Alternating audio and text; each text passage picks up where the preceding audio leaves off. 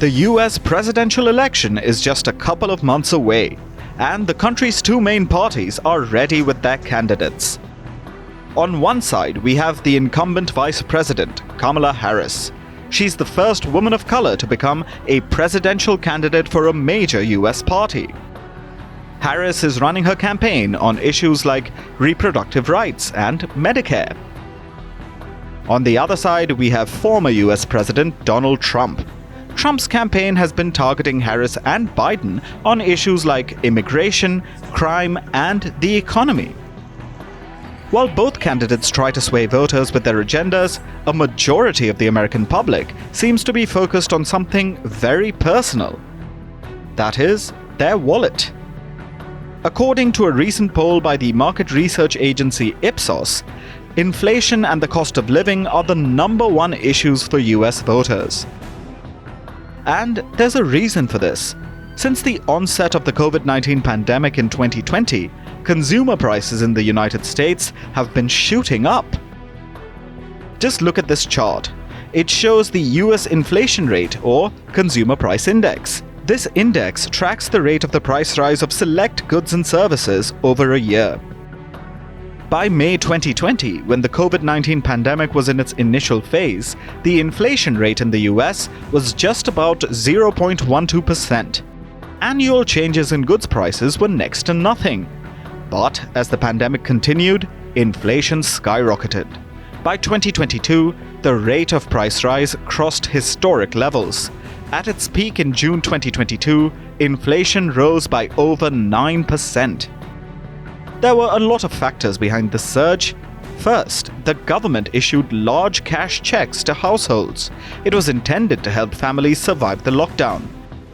However, it led to a rise in consumer demand, and with it, prices rose.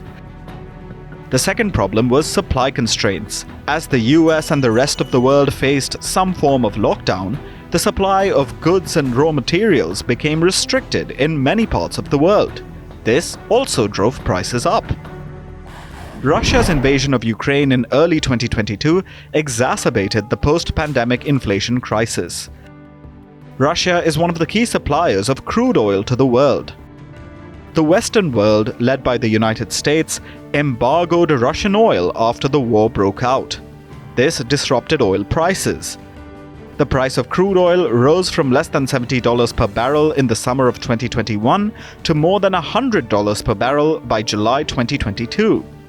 This further pushed up the costs of a lot of products.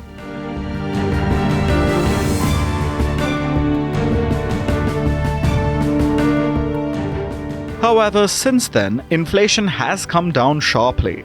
Last month, prices rose by 2.9%. The US central bank, the Federal Reserve, played a pivotal role. It led an aggressive fight against inflation, raising interest rates to a level not seen in the last 2 decades.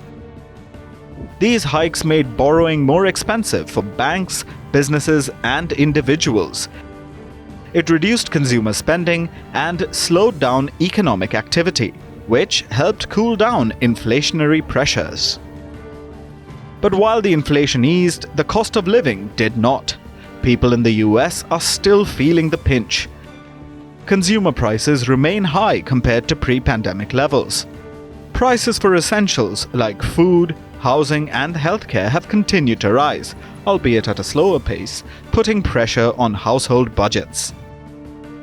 According to a US House Committee report, the average family of 4 is now spending $1,416 extra per month to buy the same goods and services as they did before the pandemic. This has affected the US elections. Last month, President Joe Biden ended his re-election bid due to age concerns. But he had been trailing against Donald Trump for months. One of the key reasons was inflation. A majority of Americans disapproved of Biden's handling of the economy.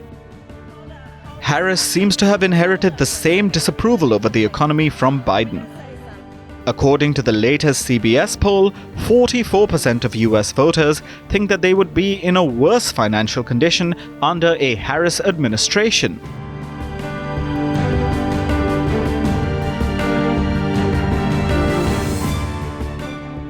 To tackle inflation, Vice President Kamala Harris unveiled her economic plan earlier this month. She promised to help American families by offering tax concessions, building affordable homes, and reducing medical bills. But one particular proposal seems to have caught everyone's attention. Kamala Harris has proposed a ban on price gouging. When I was Attorney General, I went after price-fixing schemes. And when I am president, I will continue that work to bring down prices.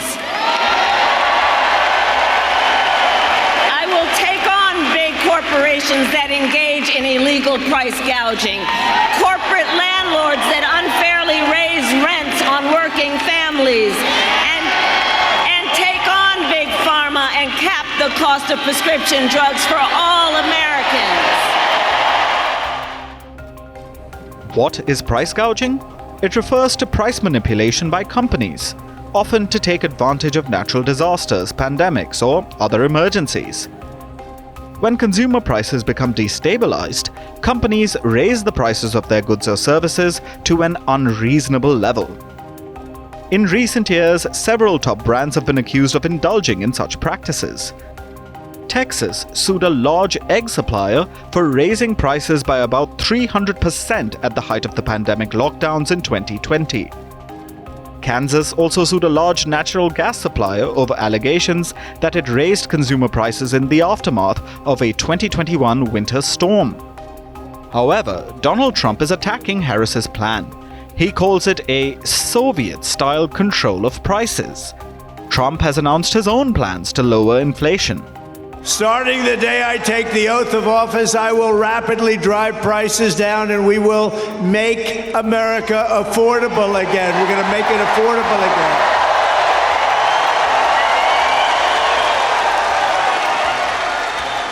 Under Kamala Harris and crooked Joe Biden, the American dream was dead, and it is dead. It's dead as a doornail. They'll never bring it back unless we win.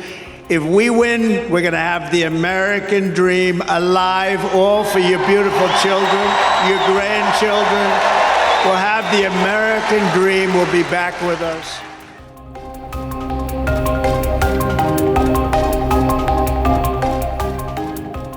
Before the November election, there's one more event that has people holding their breath.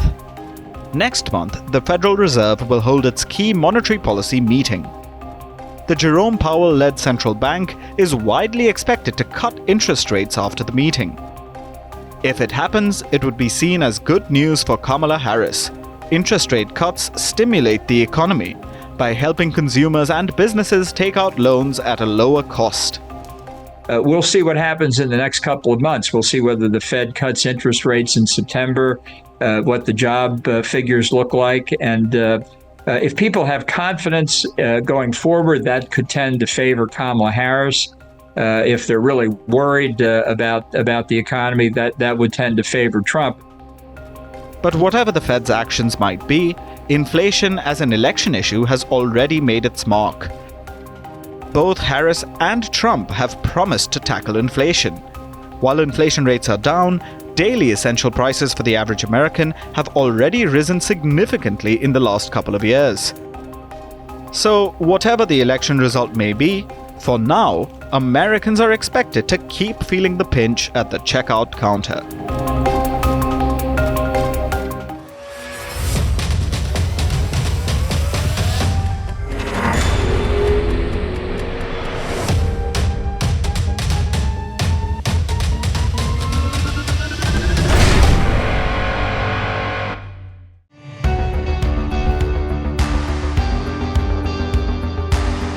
Across continents, one powerful news source. Bringing you diverse perspectives on the issues that matter.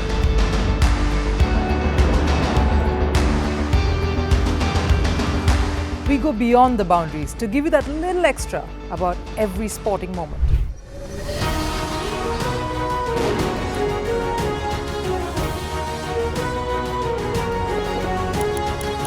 So thank you for making Firstpost 5 million strong. We're counting on your support, and you can trust us to bring you the news unfiltered and unvarnished.